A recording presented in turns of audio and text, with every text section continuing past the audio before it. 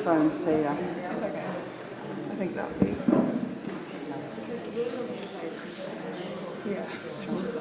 Have you got any room there? Yeah. Yeah. Okay. And then will you give her a signal when she needs to start with yesterday? Okay. Do I just?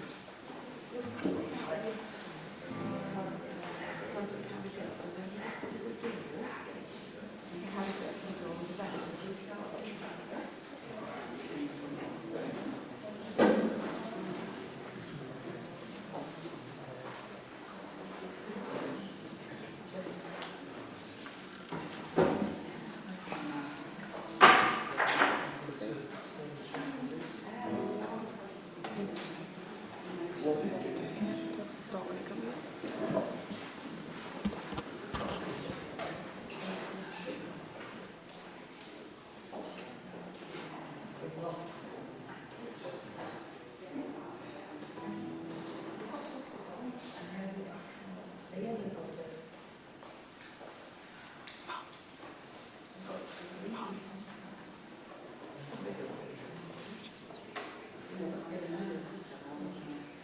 Wait, when they're coming in. I don't think this is on. It's on, I just whispered it.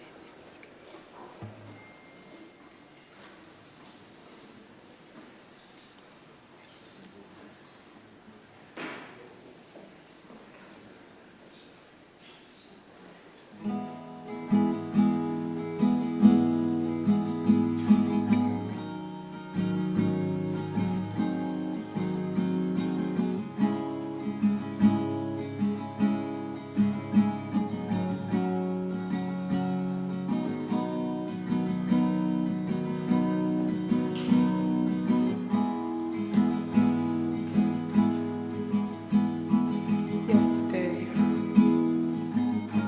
all my troubles seem so far away.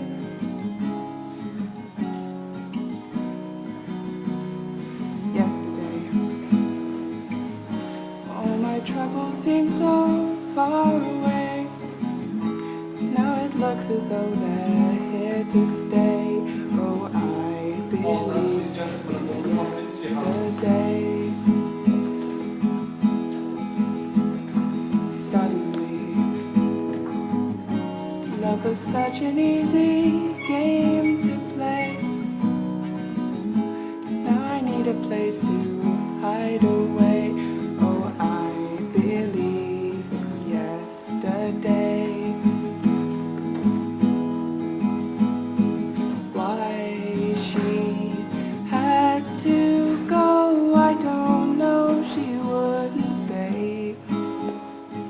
I said something wrong, now I long for yesterday. Yesterday, love was such an easy game to play. Now I need a place to hide away. Oh, I believe in yesterday.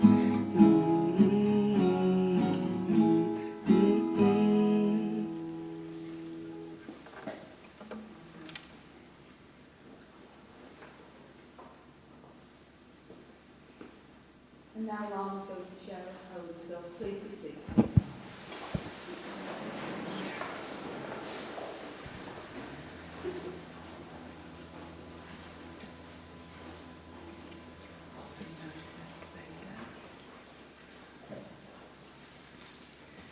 I love to live. Today, dear Lord, I'm 80, and there's much I haven't done. I hope, dear Lord, you let me live until I'm 81.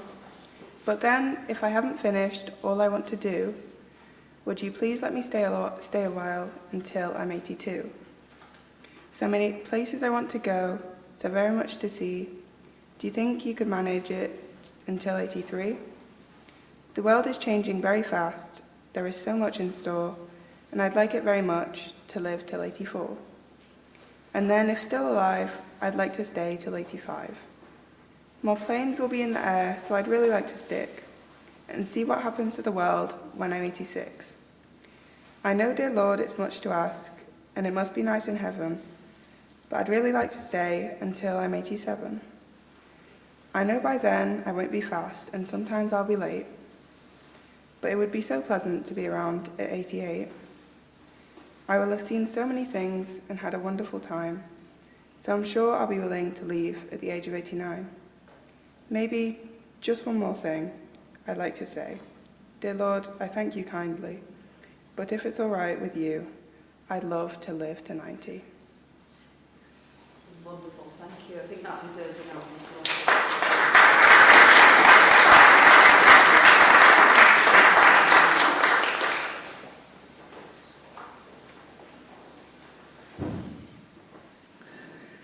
I don't remember the times that Dad told me he was proud of me, because I never doubted it.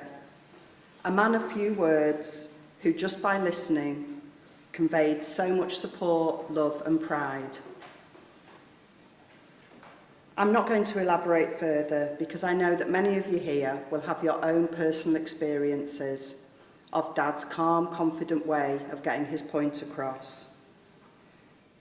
We will miss his wisdom, his honesty and his kindness. Thank you so much.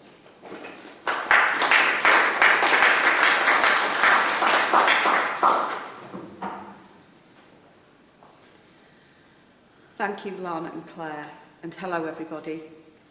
Today we face one of life's most difficult moments. We suffer a loss, the passing of George Henry Kerfoot. I'm Liz Thompson, and I'd like to offer you my deepest condolences and a very, very warm welcome as we unite in love and friendship to give thanks to everything that George meant to you all and to say goodbye now that your time with him is over. George died in Wythenshawe Hospital on the 3rd of November, and at times like this, words frequently fall short of what we really want to say.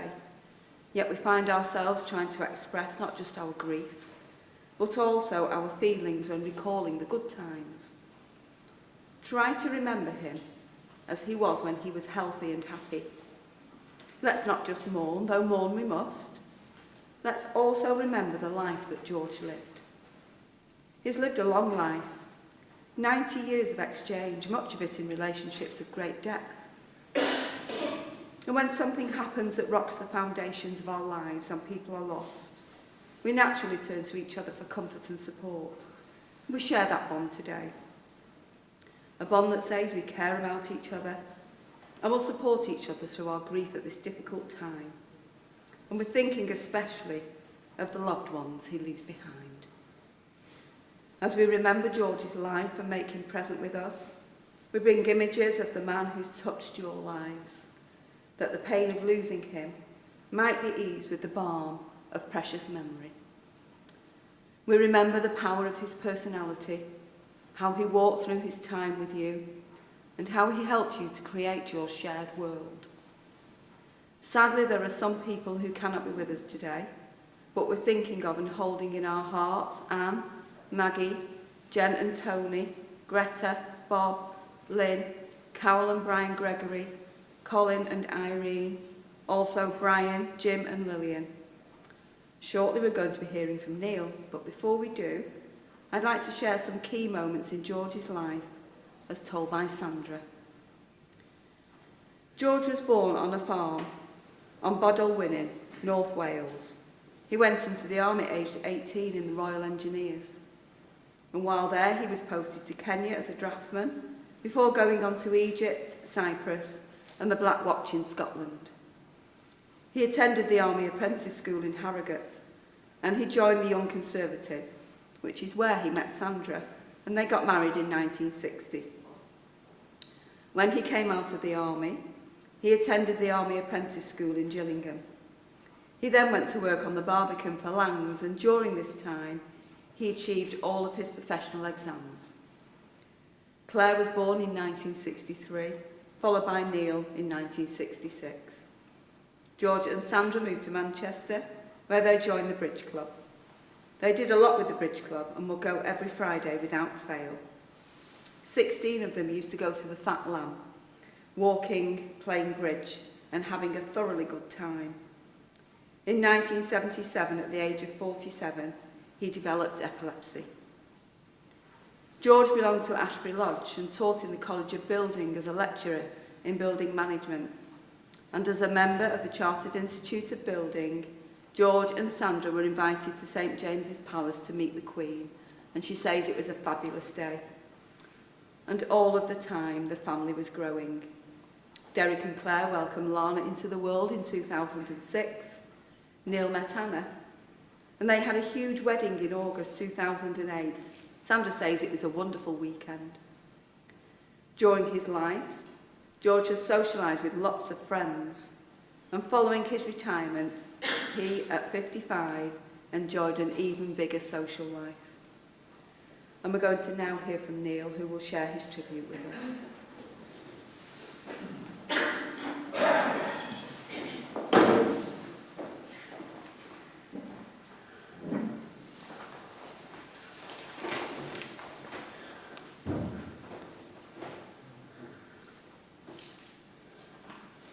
My father's first language wasn't English, it was Welsh. And as you heard, he grew up in a small village in Wales. He learnt English in primary school. And I think that's where his modesty, his ability to be humble came from. Because I think he always thought he was the boy done good from the valleys of Wales. And that modest, unassuming humility was the thing that gravitated people towards him. And I think he'd be especially pleased that the Welsh side of the Kerfoot family is represented today by Hugh and his partner Wendy. So thank you for coming, Hugh. I know it's a long way. I once asked him what was the best part of his life.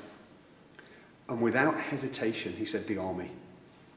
So Claire and I, and then later Lana, were beguiled with stories about Africa and exciting overseas adventures.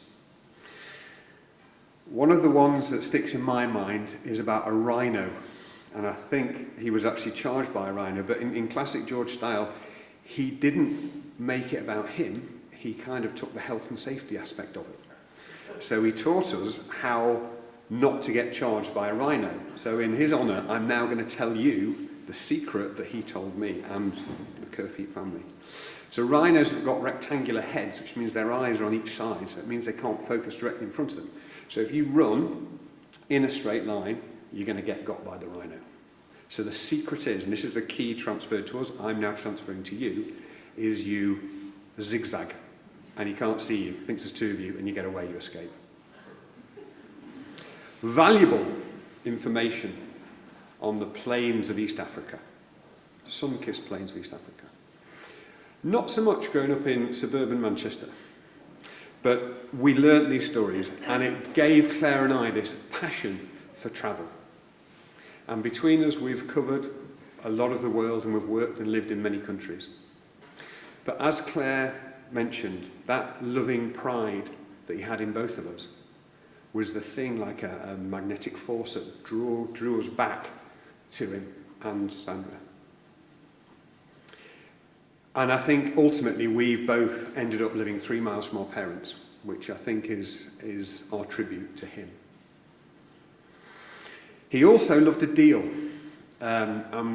His natural entrepreneurship came out in several different ways, and it was always exciting as we grew up. And I remember quite clearly one day we came home, and he'd done a deal with the catering manager at the College of Building when he was a lecturer, and he'd procured half a pig, I think at wholesale prices. And he brought it home, and it wasn't kind of cut that way, it was kind of cut straight in the middle, so it's like some kind of biological experiment. So as children, we were fascinated. And he came in and he announced to Sandra saying, we're going to be in pork, I'm going to cook this up, butcher it, we're going to have the pork for months, I'm going to freeze it, it's all going to be great. She announced to him, after smelling it, that it had gone off and there's no way it was coming anywhere near his kitchen. So he turned to me, and I think Claire as well, and he said, right, we're going to have to dig a hole in the garden. So off we went. And Claire and I, that summer, had spent ages with sieves, sieving out this lawn of stones. So we had this perfect picture of 8 figure of a garden lawn. So we started digging this lawn out, and we were there digging away. And he said, oh, we've got to dig it. We've got to dig deep. And I said, oh. And he said, because of the wild animals, if we don't dig it deep. And I said, well, rhinos, Dad. No, not bloody rhinos. Stop going on about the rhinos.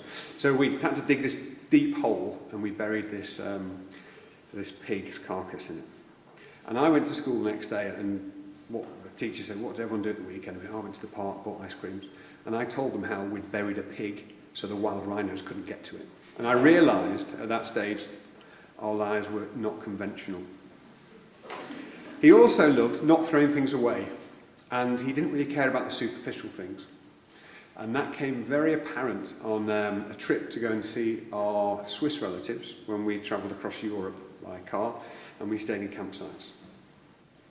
And I think on the second or the third night we camped, I was helping him unpack the boot, and I noticed him pick up this handbag.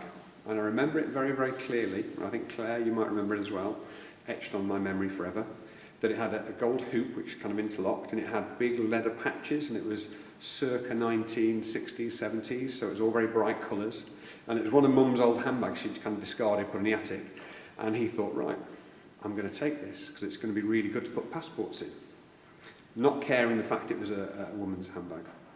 So I said, Dad, why have you got this handbag? He said, it's not a handbag, son. It's a security bag. Okay. It's very pretty, that, Dad. Yeah, that's good. So my memory of that trip was him mincing across the campsite to go and book us in with his handbag. Yeah, a lasting memory. So, Lana, you have now got the proud memory of your grandfather being one of the first gender-fluid trans activists before we even knew what that meant. So you can go to school and tell your friends that he was one of the first trans activists.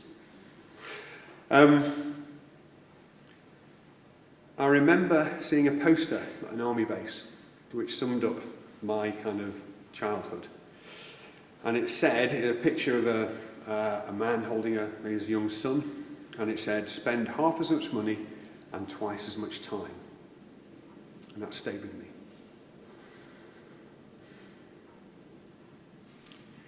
He was a wonderful father.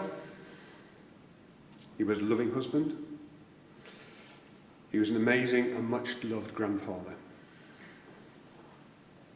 George gave Claire and I a platform, with the help of Sandra, to travel. Through kindness, through forgiveness, and the belief that everyone deserves an equal opportunity. And I think it's no coincidence that Claire and I have chosen careers that help other people. And because of his presence, I believe the world is a better place. You were so loved, and you will be so missed.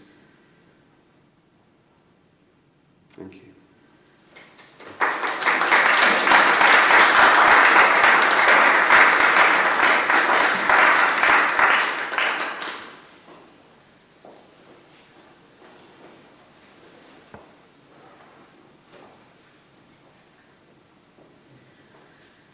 You're all going to have your own special memories of George. And I'd like to invite you to take a moment to sit quietly and reflect upon what he meant to you and what you may need for yourself in this moment. You may wish to silently pray or ask for help. Send him your silent thoughts and farewells. Rest easy and gather the strength that you'll need to say your goodbyes to him. Apparently, this was the only piece of music that he would love to sit and listen.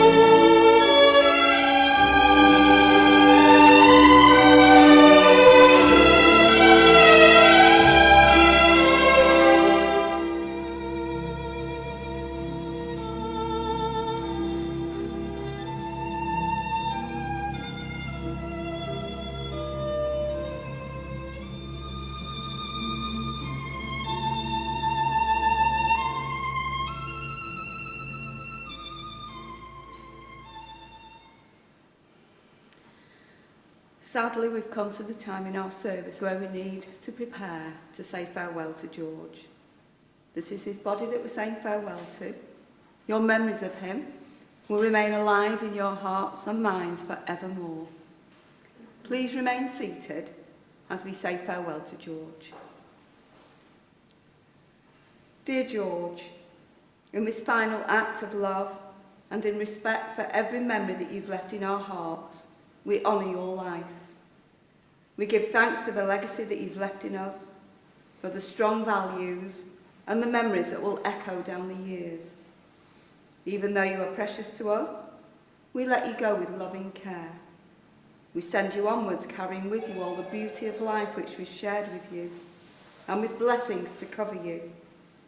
Go safely into the mystery of whatever lies ahead, and as we commit our memories to be stored in our hearts, we commit your soul to eternal rest, and may you rest in blissful peace. Please join me in saying the Lord's Prayer. Our Father, who art in heaven, hallowed be thy name. Thy kingdom come, thy will be done, in earth as it is in heaven. Give us this day our daily bread, and forgive us our trespasses, as we forgive those who trespass against us. And deliver us not into temptation, but deliver us from evil.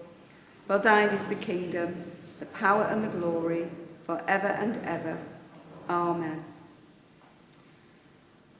This piece of prose kept springing to mind as I was writing George's tribute. It's hard to speak of oneness when our world is not complete, when those who once brought wholeness to our lives have gone, and nothing but memory can fill the emptiness their passing leaves behind.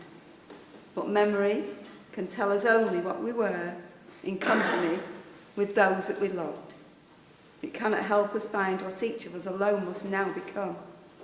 Yet no person is really alone. Those who live no more will echo still within our thoughts and words. What they did has become woven into what we are. We do best homage to our departed by living our lives fully, even in the shadow of our loss. As long as we live, they too will live, for they are now a part of us as we remember them. On behalf of the family, I thank you for coming here today. They've been touched by the kindness shown to them in their time of loss, and your support has been greatly appreciated. The family warmly invites all gathered here to join them for refreshments and reflections immediately after this service at the home of Sandra Kerfoot. The address is on the back of the order of service. May strength, comfort and peace go with you all.